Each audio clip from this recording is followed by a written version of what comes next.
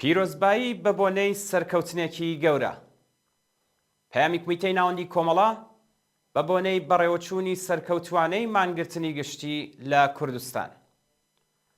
کۆمەڵانی خەڵکی کوردستان، ئەمڕۆ یەکشەممە 25 مانگی خەرمانان لە ساڵیادی دەستپێکی شۆڕشی ژن ژیان ئازادیدا لاپەڕەیەکی پڕشنگداری دیکەتان بە مێژووی خەباتی هاوچەرخی کۆمەلگای کوردستان زیاد کرد. بانگەوازی مانگرتنی گشتی بۆ ڕێزگرتن لە یادی ئەو شۆڕشەی کە 2 ساڵ لەمەوبەر لە کاتی ئەسپەردەکردنی ژینای ئازیزدا بە هەمەتی ژنان و پیاوانی ئازادی خواز لە کوردستانی سەربەرزەوە چەخماخەکەی لێدرا، وەڵامێکی لێبڕاوانەی وەرگرتەوە. لە ماوەی دەڕۆژی ڕابردوودا کە لە ساڵیادی شۆڕشی ژینان نزیک دەبووینەوە، ڕەژیمی کۆماری ئیسلامی هەرچی لە توانایدا بوو بۆ پێشگرتن لە بەڕێوەچوونی مانگرتن و ڕێوڕەسمەکانی یادی گیانبەختکردوانی شۆڕشی ژینا بەکاری هێنا.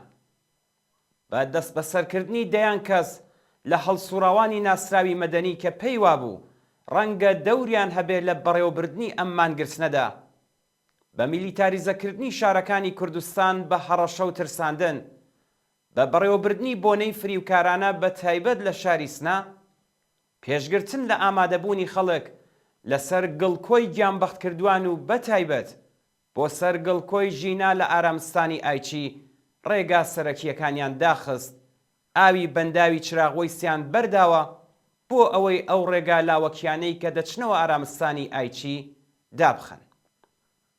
ئەمە جارێکی تر بەڕوونی نیشانی ئەدات کە جەماوەری خەڵک هێز و توانایی لە بن نەهاتووی خۆیان لە سیما و کردداری دژمنیشدا دەتوانن ببینن.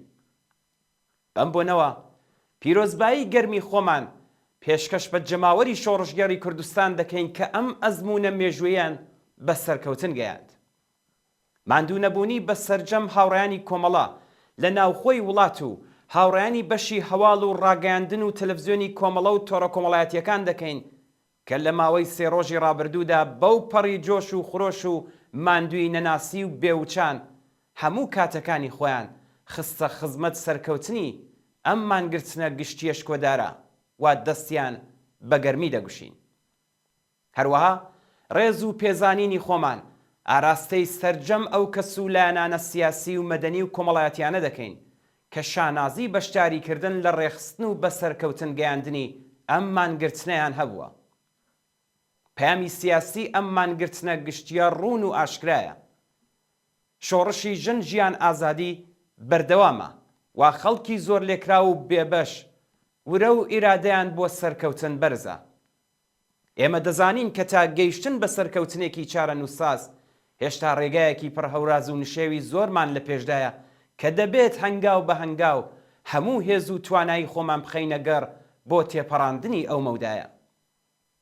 سەرکەوتنی مانگرتنی 25 خەرمانانی 1403 هەنگاوێکی پتە بوو بەو ئاراستەیەدا.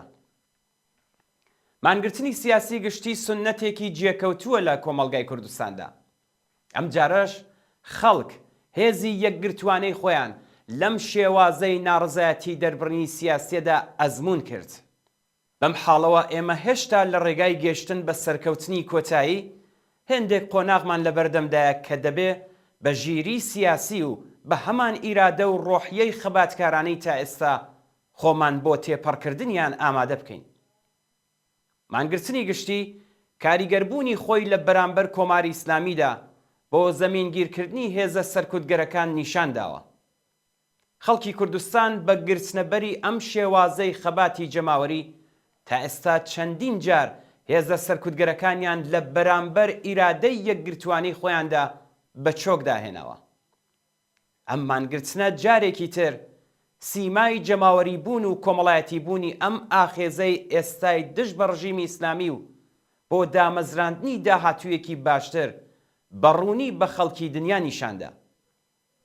سەرکەوتنی ئەم مانگرتنە لە هەمان کاتدا پەیامێکیش بوو بۆ ئەو لایەنانەی دەرەوە کە ڕادەی پشتیوانی کۆمەڵانی خەڵکی کوردستان لە کۆمەڵە و حیزبە سیاسیەکانی چالاک لە کوردستان بەکەم دەگرن و ئەو ڕاستیە لەبیر دەبنەوە کە مێژوو لەگەڵ خەڵکی ڕۆژهەڵاتی کوردستانە. مانگرتنی گشتی ئەمڕۆ 25 مانگی خەرمانان یەکێکە لە مەیدانەکانی دروستکردنی ئەو مێژووە. دەستی هەموو تێکۆشەران و هەڵسوڕاوان و جەماوەری خەڵکی یەکگرتوو کە ئەم سەرکەوتنیان مسەوەگەر کرد بە گەرمی دەگوشین و سڵاو دەنێرین بۆ یاد و بیرەوەری سەرجەم گیانبەختکردوانی شۆڕشی ژن ژیان ئازادی. بژی بزوتنەوەی شۆڕشگێڕانەی خەڵکی کوردستان. کمیتەی ناوەندی کۆمەڵا ڕێکخراوی کوردستانی حیزبی کۆمۆنیستی ئێران 25 خەرمانانی 1403 هەتاوی.